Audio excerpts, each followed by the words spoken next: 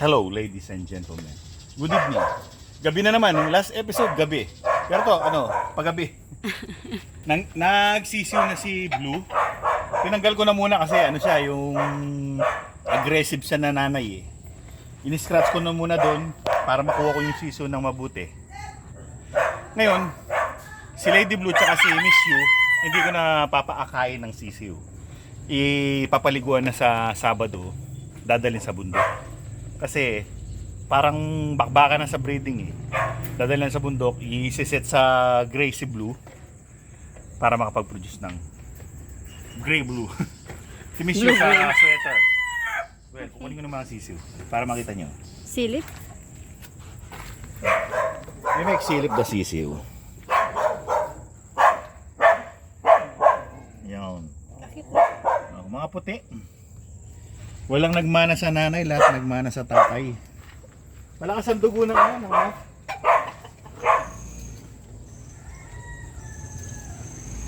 2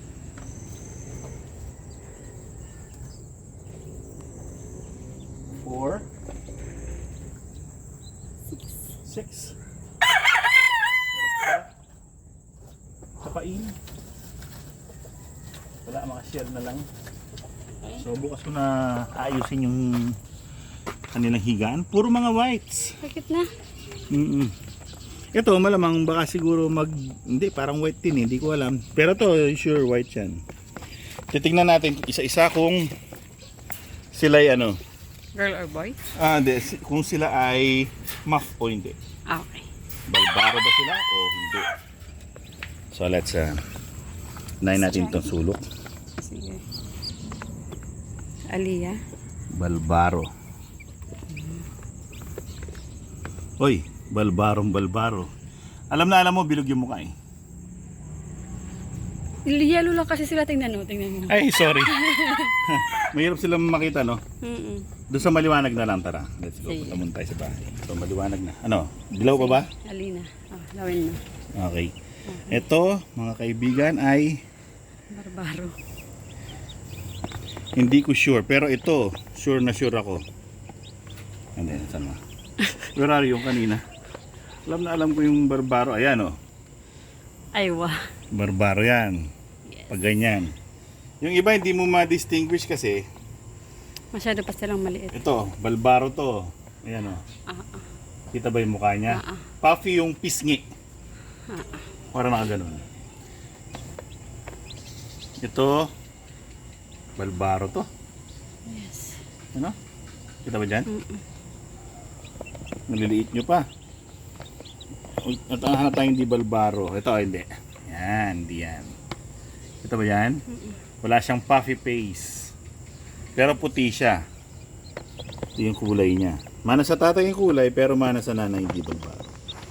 5. So, 5 yung sa akin. 6. Oh, 6, 2, 4, 6. Oh, nga pala. Sorry. 6. Kay Aling Mimay ay ilan sa'yo? 5. 5. Ito hen hatch versus yung sa kanya na incubator hatch. Yeah. Ang na-observe ko kapag incubator hatch, yung daliri nila medyo parang merong lumalabas na hindi tuwid. Hindi ko alam bakit ganun ang observation ko, Para sa akin lang sa mga incubator. Merong mga ganun. Pero hindi naman lahat, Merong baliko. Pero yung mga kay Aling Mimay, wala namang baliko. Ang ibig ko bang sabihin may mga lumalabas na ganyan. Kabig parada. Tawag din Pag nakaganon, daliri. Okay. Kabig parada daw, kumuha daw ng parada. So, nananalo. Okay. Sabi ng matatanda. So, ngayon, ilalagay ko muna sila sa box. Kasi wala pa akong Scratch? ginagamit ni Aling Mimay yung scratch Sige, subukan mo na lang ihalop sa kanila. So, ganito ang gagawin ko. Kawawa naman. Sila, hindi sila biyak. Hindi pwede Malalaki na masyado yan. na yung malalaki. Samantalang ilang weeks lang to? Pagitan nila? Subukan natin, subukan. Weeks lang yan, di ba? Oo. Pansamantala. Sige. Marami na yung... so lilinisin muna namin yung Lugar. Yung kanilang lugar para naman nakakaya naman sa mga bago. Bisita. Mga bagong bisita, no? Okay. Check, Judge. Ayun oh, look. Check. Check mo sila, bebe. Paamoy mo na lang, paamoy. Ayaw na niya kasi kanina inamin niya na to eh. Pagkababa. So, nagtimplahan muna ako ng Progency. Hindi ko alam na mag-ano na siya, mamimisa. Akala ko, bukas pa mapipisa lahat. Alam ko na mimisa na siya. Hindi ko alam na mapipisa na lahat ngayon. Sabay sabaw. Hindi ko na ang tawag doon, pinaakay sa inahin baka kasi syempre ma-attach pa yung mga sisiw sa nanay. Para hindi na nila hanapin yung nanay nila. So, umano muna ako ng Progency. Kakulit na. Tingnan mo. Ayan yung ano sahig. Akin na yung sahig. Ayan sahig. Ito yung sahig. Siyempre, nakakaya naman sa mga bisita. Di ba? Pati pagkain, kailangan Bago. pristine.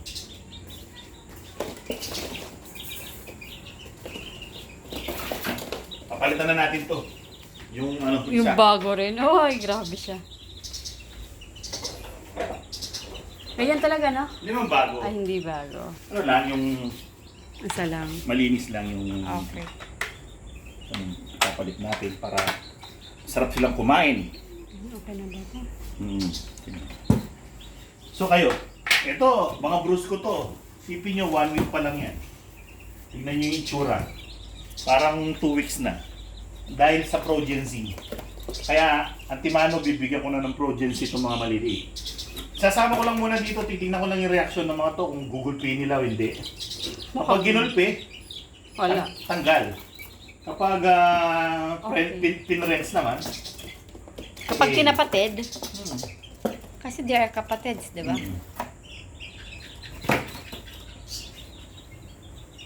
Mabait sila. Meron sadyang mailap, yung isa mailap eh.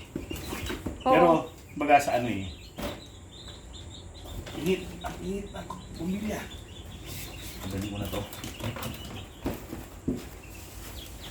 Mainit yung bumbil yung ganyan.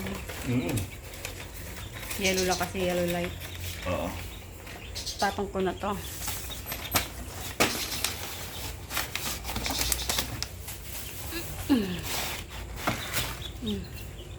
So, lalagay na to. Unahin mo na sila ilagay. Unahin ko lalagay yung mga sisiw kasi para siyempre, pag inuna mo yung mga bully, Uy. yan no? So, lagay ko na yung drinks para ready to drink na. Okay. Magpapalit ako dito. Okay. Ang lagay. Tapos ito, kuha mo na ang pagkain. Hello, baby. It's me. It's you. Oh, Pagkain is yung pagkain ni Aling Mimay, hihingi ako para sa aking mga jalaga. dalaga. Kapag tinuka sila, Tanggal. tanggal. Pero kapag tinanggap Akala naman, ko papaluin. tinanggap naman, okay. So kayo, pasok. Sorry. Oh. Itong isa, baby pa, oh. Hindi pa gano'n tumatayo. Huli siguro siyang napisak. O, tingnan natin kung kayo ba'y Friends. tatanggap ng bisita o hindi. Damura ka daw. Okay lang naman sila. Dahan-dahanin naman sila. Ito ba? May insekto kasi. Ang dami nyo. Hindi mo na silang biglain. Ayun yung insekto. Ayun yung insekto. Ayun. Ayun yung nakaka-yun. Nahuli na siya. Yun Huwag nyo muna silang biglain. Kawawa naman mga ano pa lang yan eh. Baby pa yan. Kayo mga ano na, toddler na. Dito siya sa ilalim niya. Hindi nila pinapansin. Okay lang. Hindi nanunuka, di katulad ng mga unang Balbaro salbahe, no? Hindi mo si Susang salbahe yung isa, yung babae. So okay naman. Napakan lang niya kaya na umiyak. Push ko na to. Hindi, malilikot na kasi itong mga to. Kaya siyempre hindi sila Naluka sila dun sa sa basa. Pero ano silang kumain? So sige. Papainumin ko sila, oh. Dito. Inom kayo Progency. Dapat sabaw ng buko pero nakita ko ang ganda ng bulas. Ang ganda ng mga manok ni Aling Mimay. Dahil sa Progency yan. Progency pinapainom niya eh.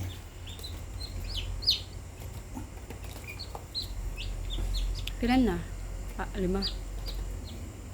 Pakainis. Itong mamangan niya. Ito isa. Ay? Ito mo na. Inom ka muna dito.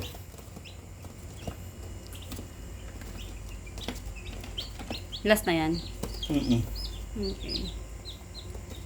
Diba? Kagaling na. Oh, sige, Kasi hindi may naman ilaw. sila nag-aaway. Ito ilaw. Hindi naman kayo nag-aaway, kaya Okay lang. diyan muna kayo. Huwag lang kayong malikot, huwag nyo silang ganong likutin. Ilalalahanin nyo dati mga ganyan kayo kalalaki. Kaliliit pala. Give them patience. I-treat nyo na mabuti yung mga bata, ha? Mga babies pa yan. Well, mga kaibigan, obserban ko muna sila maya-maya ng konti pa. Kung sila ba no? So, bigyan muna natin ng konting panahon, maya-maya. Yung ating hatol, kung sila ba mag-i-stay dyan or kailangan hiwalayin. Pero eventually, hiwalay naman talaga yan. Emergency lang muna ngayon, gabi. Ayon sa aking obserbasyon, hindi nila pinakikialaman yung mga sisi. Yun nga lang, yung mga malalaki, mabibilis ng kumilos. So nasisipa nila, naapakan. Tapos yung mga maliliit, medyo baby pa talaga, hindi pa sila ganun kabilis kumilos. So na-overwhelm sila. Parang naaalala ko dati si Budingding. 5 yung, mas grabe yun, 5 yung malalaki, siya lang mag-isang maliit. Ganun ang nangyayari sa kanya. Pero hopefully ito, hanggang bukas ng umaga lang, para bang, lang muna. Temporary. Bukas ililipat ko sila kasi, siyempre gabi na eh. Hayaan ko munang mag-settle sila. Well, mga kaibigan, yan ang aking first sisiw ngayong breeding season, mga Mitra Blue Cross ng Esculin Map. Di ba? Ang ganda. 5. Puro puti. Di ko alam kung magbabago pa yung kulay, kung magiging tawag sa amin ng bangkas. Well, mga kaibigan, hopefully sila mapalaki ko ng mabuti at walang mamamatay sa kanila. Hanggang sa susunod na episode. Maraming salamat sa inyong panonood. Paalam. Ganda. Oh, nilimliman mo na yung iba.